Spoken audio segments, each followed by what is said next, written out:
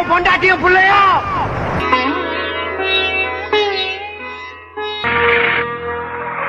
அந்த சூர பத்மனுக்கே சவால் விடுற வீரபத்ரன்டானா என்னமோ காட்சி கொடுத்தா வாங்க மாட்டேன், அடிதான் வாங்குவீன்னு அடம்புட்டு.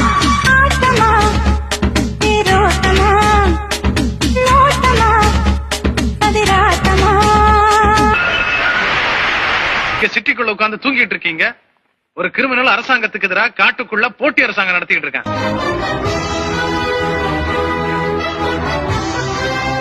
ஒரு மாடு 2 பீச் ஆச்சு.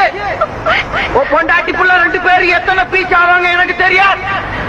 எனக்கு கணக்கெல்லாம் வராதுப்பா, நீயே போட்டு பாத்துக்கோ.